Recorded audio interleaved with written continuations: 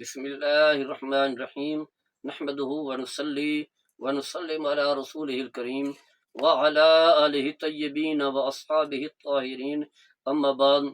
حضرات گرامی، کچھ لوگ ایسے ہیں جنہیں ہفتے میں 2 بار چھٹی ملتی ہے، چھٹی ہوتی ہے اپنی ملازمت سے، جاب سے اور یا باقی مصروفیات سے۔ کسی کو جو ہے وہ ایک دن اتوار کا دن عام طور پر جو ہے وہ چھٹی کا ہوتا ہے، تو لوگ سوچتے ہیں کہ ہم چھٹی والے دن کیا کام کریں۔ تو کچھ لوگ تو ایسے ہوتے ہیں کہ جن کی بہت ساری ذمہ داری ہوتی ہے، ہفتے بھر کے جو کام رکے ہوتے ہیں وہ اسی دن جو ہے وہ کرتے ہیں۔ شاپنگ ہے، خرید و فروخت ہے، کہیں جو ہے فیملی کو لے کر کے جانا ہے، رشتہ داروں کو ملنا ہے، تو اس طرح کے جو ہے معاملات ہوتے ہیں۔ تو الغرض چھٹی کا دن جو ہے یقیناً انسان اپنے آپ کو مصروف رکھے، یہ کام بھی کرے، شاپنگ کے، گھر کی جو ضروریات ہیں، جو ہفتے بھر کی جو چیزیں لانی ہے وہ لے کر کے بھی رکھے، اور فیملی کو بھی لے کر کے جائے رشتہ داروں کے ہاں۔ اس کے علاوہ جو ہے چند کام ایسے ہیں جن کا میں ذکر یہاں کرنا چاہوں گا، کیونکہ مقصد یہی ہے کہ چھٹی کا دن بھی عبادت میں گزرے، اعمال صالح جو ہے وہ جمع ہوں۔ یہ جو اللہ نے فرشتے ہمارے کندھوں پر رکھے ہوئے ہیں، کندھوں پر موجود ہیں، جن کے بارے میں فرمایا وَإِنَّ عَلَيْكُمْ لَحَافِظِينَ كِرَامًا كَاتِبِينَ، فرمایا کہ فرشتے موجود ہیں تمہارے اعمال کو لکھ رہے ہیں، تاکہ یہ فرشتے بھی ہفتے چھٹی والے دن بھی ہمارے اعمال کو جو ہے وہ لکھ سکیں۔ تو پہلی بات تو یہ ہے کہ آپ کے قرب و جوار میں رشتہ دار ہیں، پڑوسی ہیں، جو بھی ہیں، اگر ان میں سے کوئی جو ہے بیمار ہے تو اس کی تیمارداری کے لیے جو ہے وہ چلے جائیں۔ یہ ایک عظیم عبادت ہے، اور عبادت کی نیت سے جائیں، کیونکہ بہت سارے کام ایسے ہوتے ہیں جو ہمارے ہاں عادت ہوتے ہیں اور رواج ہوتے ہیں، لیکن اگر اس کی نیت جو ہے عبادت کی کر لی جائے، اللہ کی رضا کے لیے کی جائے،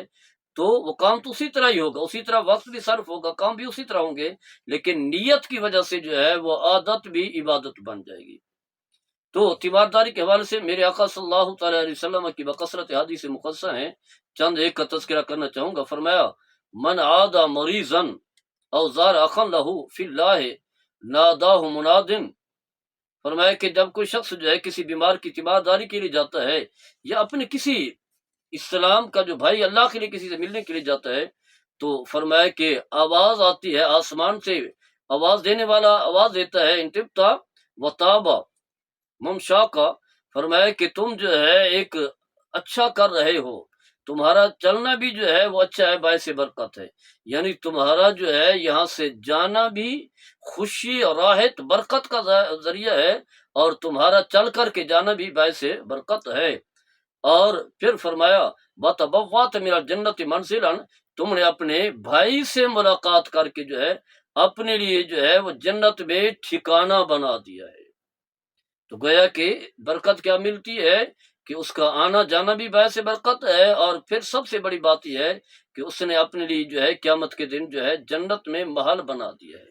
تو کتنے بڑے اعزاز کی بات ہے کہ کام تو وہی عام جو چلتا ہے ہمارے ہاں اور وہ رواج میں چلتا ہے، لیکن ثواب کی نیت سے یہ کام کرنے کی وجہ سے جو ہے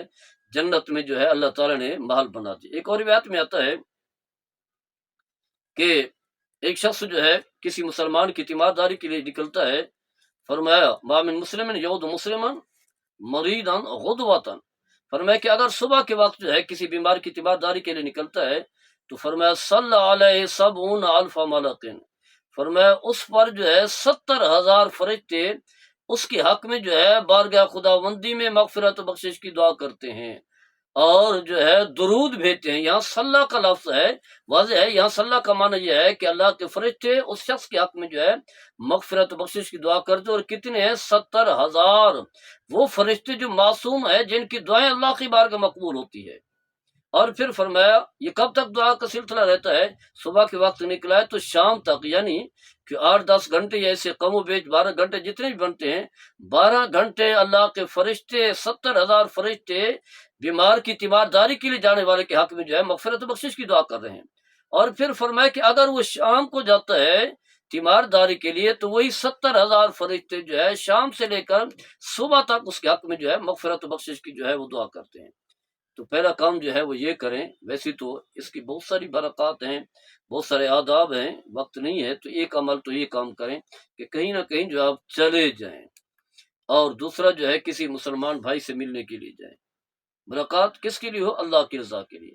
یعنی الحب للہ والبغض للہ، کسی سے تعلق ہے، دوستی ہے، یارانہ ہے تو اللہ کے لیے۔ نبی کریم صلی اللہ تعالیٰ علیہ وسلم نے فرمایا من حب للہ وعطى للہ ومنع للہ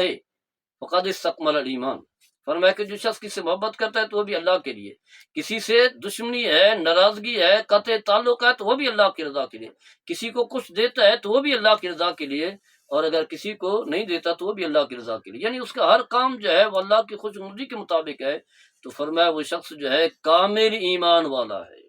صحیح حدیث ہے۔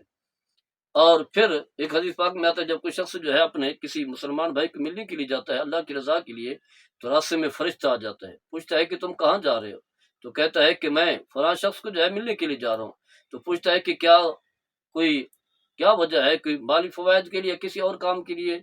تو فرمایا، کہتا ہے کہ نہیں، بس اللہ کی رضا کے لیے جو ہے وہ ملنے کے لیے جا رہا ہوں۔ تو فرمایا اللہ تعالیٰ پھر فرماتا ہے کہ جو شخص جو ہے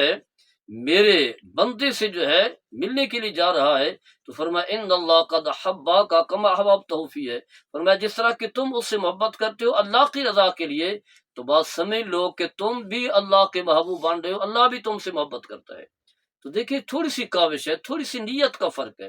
نیت اچھی آپ نے کر لی ہے تو نیت کی اچھی ہونے کی وجہ سے اللہ کی رضا کے لیے اپنے بھائی دوست کو ملنے کے لیے جا رہے ہیں، اور مقاصد جو ہے وہ اللہ کی خوشنودی ہے، تو فرمایا اس کی برکات یہ ہے کہ آپ بھی اللہ کے محبوب بن گئے ہیں، اور اللہ تعالیٰ جو ہے وہ آپ سے محبت کر رہا ہے جس طرح کہ آپ اپنے دوست سے محبت کر رہے ہیں۔ اس کے علاوہ جو ہے باقی جو رشتہ دار ہیں ان کے پاس بھی ملنے کے لیے جائیں، صلہ رحمی کی اپنی برکات ہیں۔ فرمایا کہ نبی کریم صلی اللہ تعالیٰ علیہ وسلم نے فرمایا کہ جو شخص یہ چاہتا ہے کہ اس کے رزق میں برکت ہو، عمر جو ہے وہ لمبی ہو، خوشحالی والی زندگی ہو، تو فرمایا اسے چاہیے کہ رشتہ داروں سے جو ہے وہ تعلق جو ہے وہ جوڑے، تو رشتہ داروں کے پاس بھی چلے جائیں، لیکن نیت جو ہے وہ ثواب کی ہو، عمل کی ہو، دنیاوی فوائد جو ہے مقصود نہ ہو، تو چھٹی کا دن جو ہے اس انداز سے بھی گزارا جا سکتا ہے۔ اور بہت سارے معاملات ہیں، گھر میں جو ہے بچوں کو بٹھا کر کے اللہ کا ذکر کریں، ذکر کے الگ برکات ہیں۔ فرمایا کہ جو شخص اللہ کا ذکر کرتا ہے، جو نہیں کرتا ایسے جیسے مردہ اور زندہ ہوتا ہے، تو آپ ذکر کریں گے پھر گھر کے اندر الگ برکات ہوں گی، کچھ دیر ذکر میں گزاریں، فیملی کو بٹھائیں اور اجتماعی ذکر کریں، بآواز بلند کریں، پھر یہ کچھ اعمال جو میں نے بتائے ہیں تاکہ جو ہے وہ چھٹی کا دن اچھے انداز سے گزر جائے اور آپ کی نیکیاں جو ہے بڑھ جائیں۔ یہی نیکیاں جو ہے آپ کے لیے زیادہ راہ ہوں گی، قیامت کے دن جب آپ کے سامنے رکھی جائیں گی، آپ کے میزان میں رکھی جائیں گی، تو نیکیوں کا پلہ جب بھاری ہوگا تو آپ خوشیاں منائیں گے اور لوگوں کو مبارکباد دیں گے۔ اللہ تعالیٰ ہم سب کو عمل کرنے کی توفیق عطا فرمائے۔ ہمارے